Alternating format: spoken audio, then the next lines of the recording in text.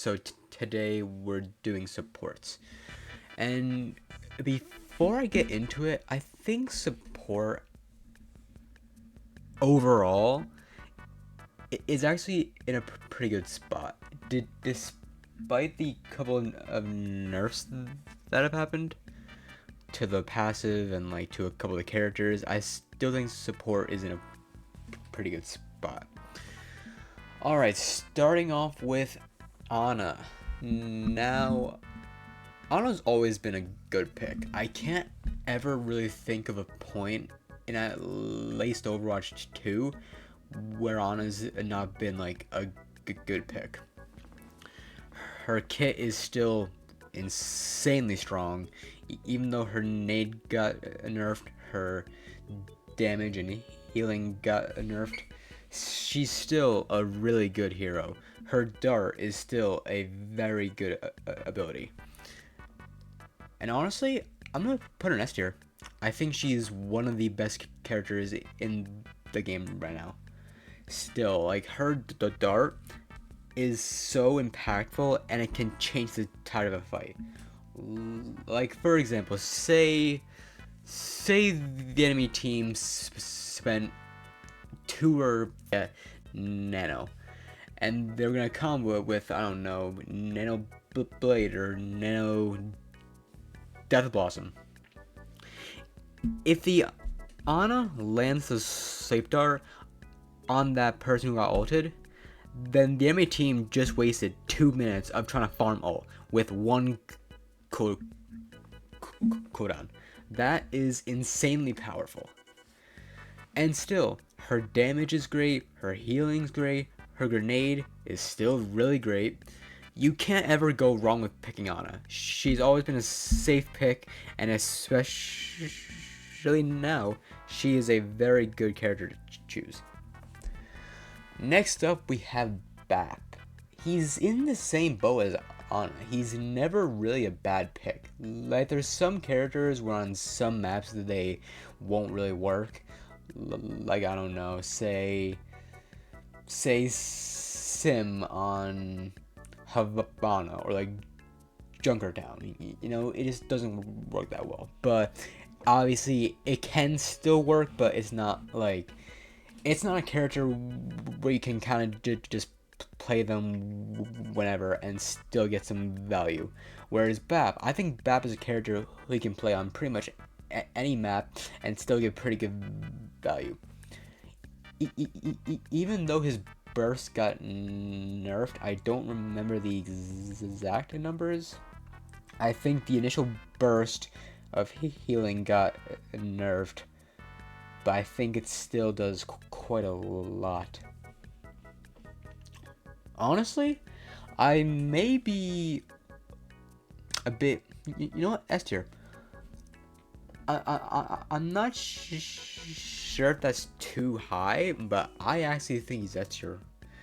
So another reason I think Bab's S tier is because of his survivability. I think him and I'd say Mercy are the 2 hardest supports to kill.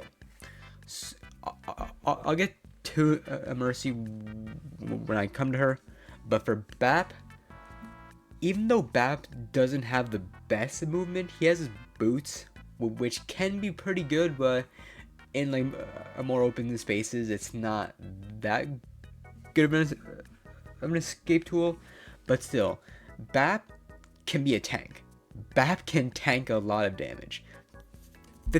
Think about it. He has his main health pool, right? He has his main health pool. You damage him, you almost kill him, but then he pops his burst, right? And then you have to kill him again. And then once you get him low again, he pops his lamp. And then you have to kill the lamp, and then try and kill him again. But then once the lamp's gone, he may have a cooldown or has already walked away. Bap is incredibly hard to kill. It has to be like a team decision for everyone to just gang up on the Bap to try and kill him. Bap is insanely strong. Brig. I honestly think Brig's underrated. I think a lot of people just don't know how to properly use her. I wouldn't say she's S tier. She's close, but I think she's A tier. I'd say if there's an A plus, I'd probably put her in there, but for now, I think she is A tier. The reason I think she's underrated is, again, because I think a lot of people don't know how to use her, or they don't understand how she, works. I think Brig can definitely be a very impactful hero and a very impactful support. And actually, one thing I want to say, I see a lot of people saying that Brig's not good because she doesn't do a lot of healing. And while yes, her packets or her shield things or armor packets don't do that much in comparison to a Moira or like a Kiriko or Fuda, or I don't know, to a lot of other abilities, it's her Inspire that really does a lot. And her Inspire reaches a lot farther than people think. It can cover the entire Ilios well. The entire area, it covers it. You just need to, get in there and do damage. And another quick tip for the people that want to play Brig, your main objective, I'm not saying only do this, I'm just saying it should be a pretty big priority. As a Brig, you should be playing to protect your other support. So say there's a Winston trying to dive, nope, boop him. Say there's a Diva, nope, boop. Doom, boop. Just keep your other support alive. That is a very important thing for you to do, and it's something that Brig is very good at doing. So again, I think she's extremely good right now. Illari. Now we're getting into some interesting territory. If we're going on upon season 6, I'd probably put her in S tier. But after the nerfs to her pylon and her ult, I don't think it hurt her too much. But I do think she's come down to A tier. Now, she's still incredibly strong. Her pylon, while it did get nerfed, it still does. I think it's like 30 healing per pulse, which is still pretty good. And her healing is still really good. Her damage is still really good. And despite her all getting nerfed, it's still good, but definitely not as good as it once was, seeing as Ryan can block it, Sigma can, Diva, I think the rest of can too. There's a lot of things that can block her ult, but if you can still land it, it is still a very powerful ult. So while she's not as strong as she was, she's still a very good pick. Kiriko. Now, despite all the changes to her kunai, her Fuda, her Suzu, even after all that, I think she's still, I'd say like almost every other season, she is still an S tier character. S tier support, S tier character. Still, even with the Suzu changes, it is still an incredibly good ability. Like, for example, on a nade, boom, cleansed. Ash Dynamite, boom, cleansed. Ryan's Shatter, boom, cleansed. It is such a good ability, such a good ability. And also, even though her damage got nerfed, still extremely good. I think she can... I'm not sure if she can 2-tap a Tracer anymore. I'm not too sure. But she can still rival a lot of the DPS characters. She is very good at that. And as well, her ult, still one of the best ults in the game. It's a fight-changing ult. If you pop Kitsune, your odds of winning that fight have gone up tremendously. So, like, as always, since the release of Overwatch 2, Kiriko has still been a very good pick, a very good go-to pick. Lifeweaver. Ooh, here we go again. You know, again, I may be overrating him here, and I'm willing to talk about it. But I think after all the buffs he's gotten and changes, I genuinely think he's A tier. I actually think he is A tier. Now, hear me out. Hear me out. First thing, his ult, one of the best ults in the game, and for those that were around with Brig's old rally, you know that this ult, this tree is that. This tree is incredibly good. It is very hard to die while in that tree.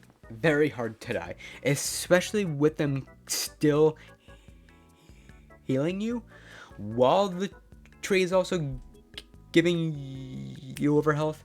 Oh my goodness, it is very hard to die. Now, while I do think a lot of the other supports are still better, I do want to give him credit. I think he's not a pick where you just see him and you think you're just going to lose. I think he is still... I think he's in a good spot, honestly. I'm not sure what else they could change, because I think he's actually okay now. Like, he's actually an okay pick. Lucio, here we go. Now, while I'd love to put my guy in S tier, and if this was like season 1, I would, but it's not. We're now in mid season 6. I gotta put him in A tier. I think he is still extremely good, and I know a lot of people I've talked to, and again, I don't want to sound mean here, but a lot of lower ranked people don't think he's good because his healing isn't that good. And yes, that's true. The only reason that he has high amounts of healing is because he heals everyone at the same time. But his burst healing is pretty bad. It's his speed boost that makes him such an incredible hero. His ability to engage and then help his team disengage if need be is so incredibly valuable. Pair him with like a Ryan or like a Reaper Rush combo, it is incredibly strong. Incredibly strong. I think if more people understood that his speed boost is meant to be used more, I think he'd be much higher picked, and more people will understand how good he is and where his actual value comes from. So yeah, A tier. I'd probably... do I want to organize them?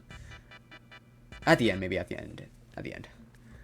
Mercy. Ooh, this could cause some wars. This is. I'm always quite nervous talking about Mercy. I'm always quite nervous. Now, despite what you think about Mercy, if you love her, if you're a die-hard Mercy fan, if you hate her, you want her removed, if you think she's bad for the game, no matter what you think, I think she is not S, she's A. Even after all the changes to her guardian angel and her damage boost and her healing, I think she's still an A tier. I don't think the 30 to 25% damage boost was enough to like make her useless, or like not as good of a pick. I still think she's incredibly strong because of her ability to turn like a good DPS player into like a god.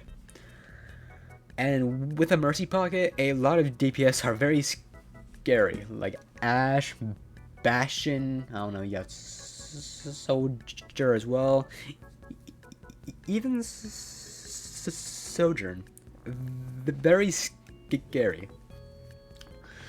I'm gonna end it off there, because I don't want to go too deep into a Mercy, because I know that's gonna cause an entire debate on Xbox. So okay, Moira, again, A tier. I do think support is in a very good spot, but Moira is quite simple. She has good damage, good healing, very pesky heroes. She can rival a lot of the DPS, and she can win most of those fights, honestly. I don't have much else to say about her. She's just good. Last but not least, we have the man Zenyatta. A tier. Now, maybe it's because I play tank a lot that I'm gonna say this, but I think Discord Orb is still a bit too strong, because it was implemented in Overwatch 1 with the intention of there being 2 tanks, but now there's only 1. Well, in regular gameplay, there's 1. So his orb didn't get changed, and it just makes playing tank a living nightmare. But hey, that's what makes him so good. It's because he can just put on the tank and instantly shut them down. Well, not instantly, but still. Zen is like a glass cannon. He is quite fragile. He doesn't have that many tools to escape. I mean, he has his kick, but like that's it. Not like an instant getaway. But still, it's his value of Discord that makes him so incredibly strong. And you know, I'm not saying nerf him. I'm just saying maybe make some changes to make playing tank against him not just like an awful experience. But yeah, that's all I got for y'all today.